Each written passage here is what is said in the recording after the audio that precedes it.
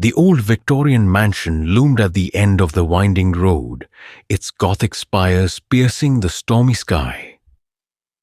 Rain lashed against the windows as lightning illuminated the cracked facade, casting eerie shadows across the overgrown garden.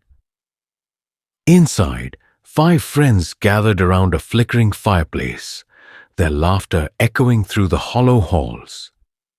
It had been 10 years since they'd last seen each other, and the reunion was bittersweet. "I can't believe we're actually here," said Emily, her voice trembling as she sipped her wine. She was the quiet one, always observant, her sharp green eyes scanning the room. "This place, it feels wrong."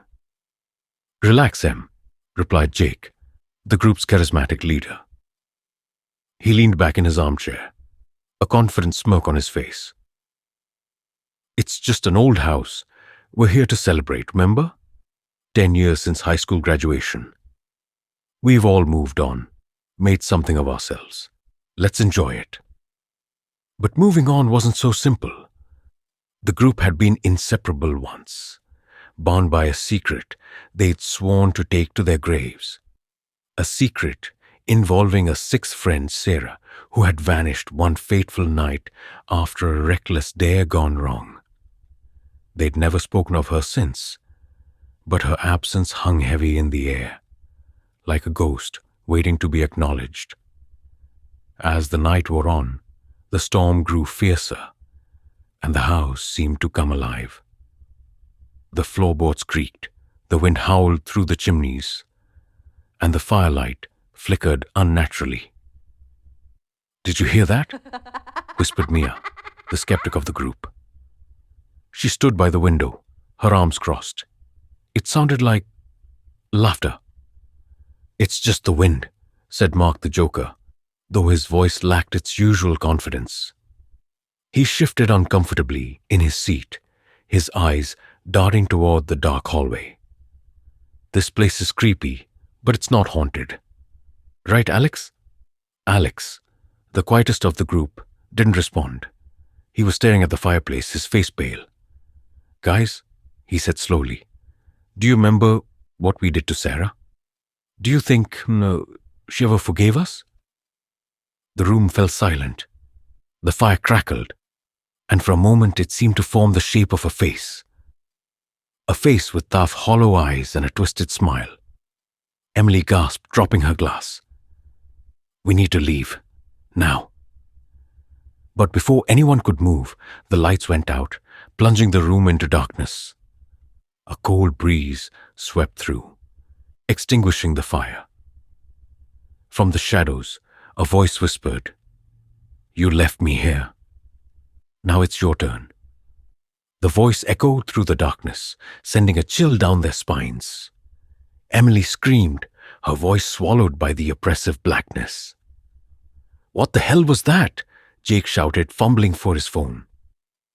The faint glow of his screen illuminated his panicked face. "It's her," Alex muttered, his voice barely audible. "It's Sarah. She's here." "Don't be ridiculous," Mia snapped, though her trembling hands betrayed her fear. She pulled out her phone and turned on the flashlight, the beam cutting through the darkness. "It's just the storm messing with the power.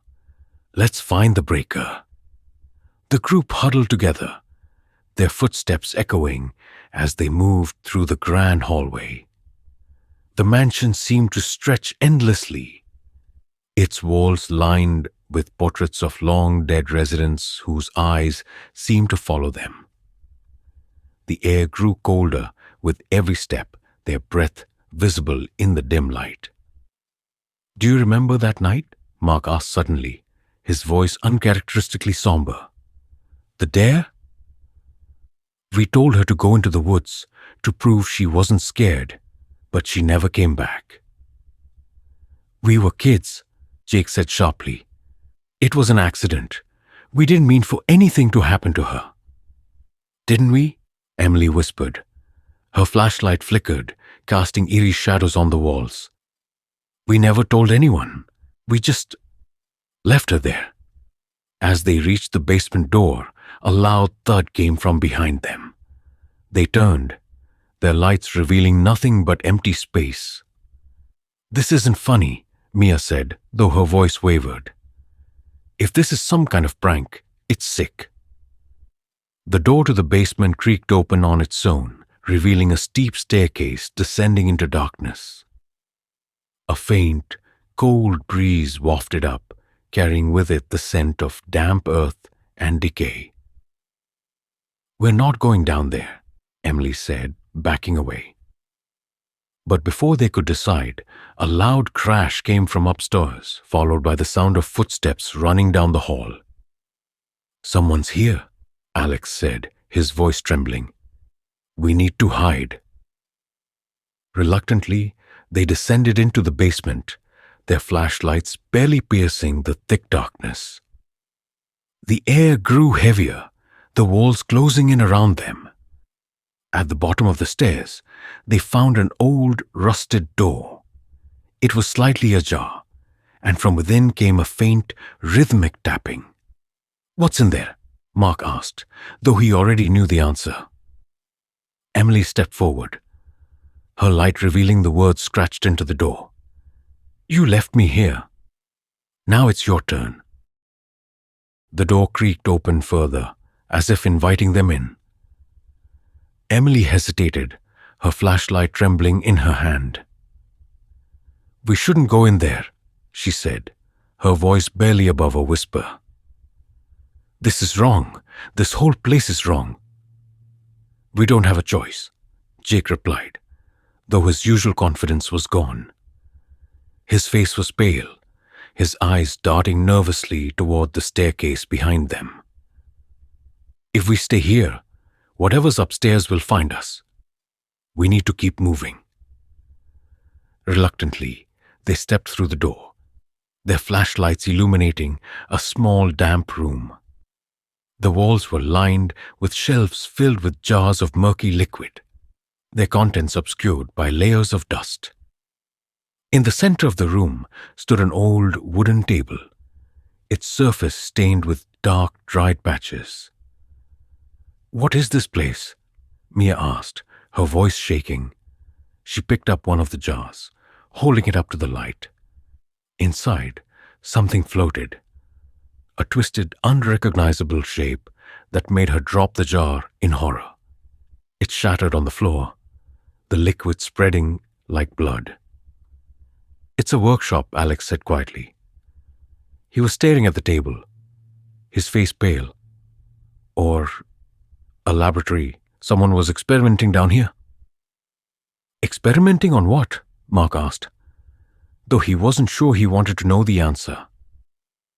Before anyone could respond, the door slammed shut behind them, the sound echoing like a gunshot.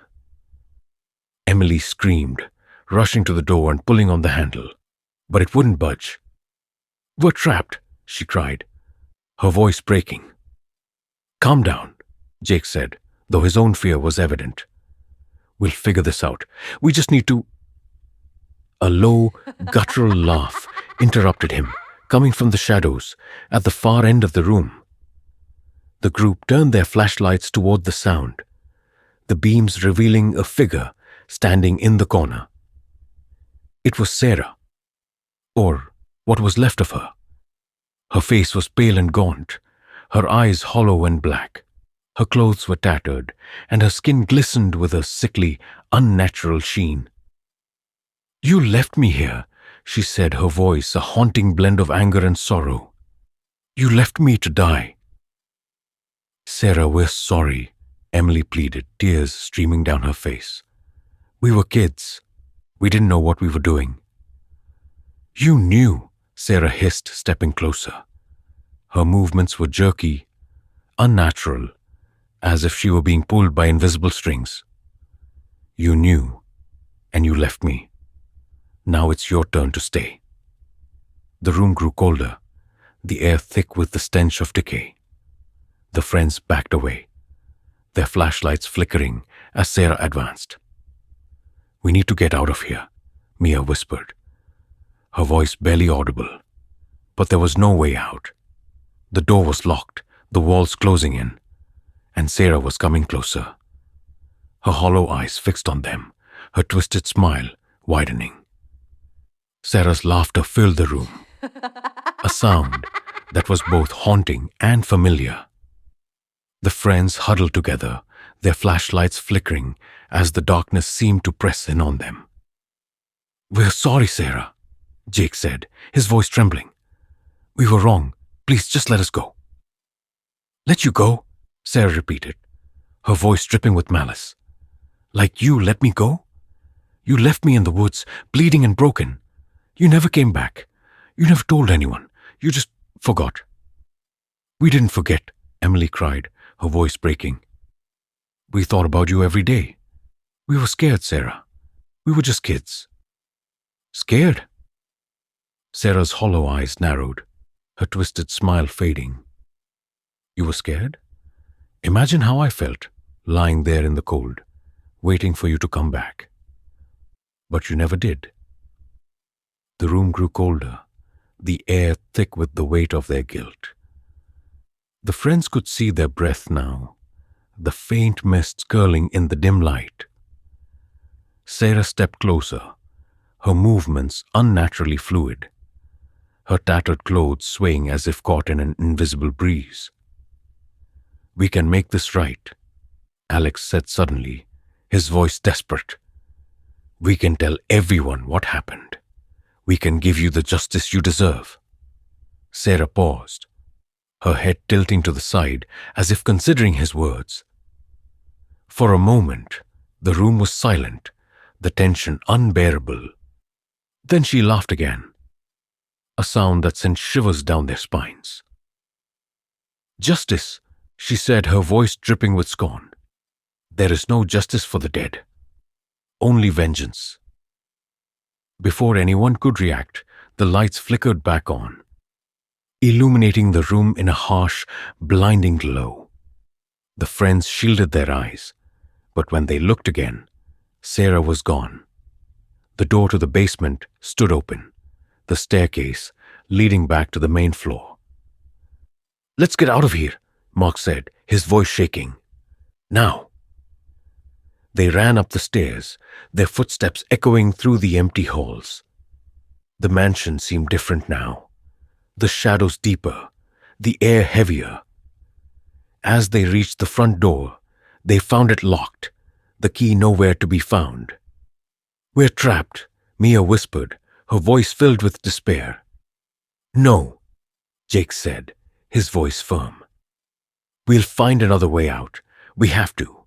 But as they turned to search for another exit, they saw her.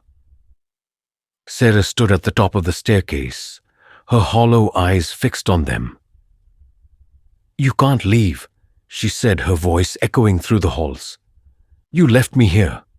Now it's your turn." The friends screamed as the lights went out again, plunging them into darkness. The last thing they heard was Sarah's laughter, a sound that would haunt them forever.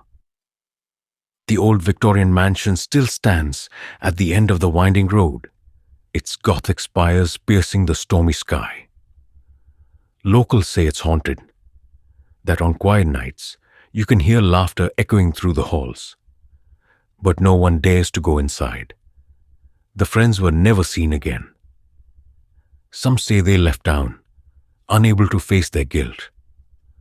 Others say they're still in the mansion, trapped with Sarah, paying for their sins.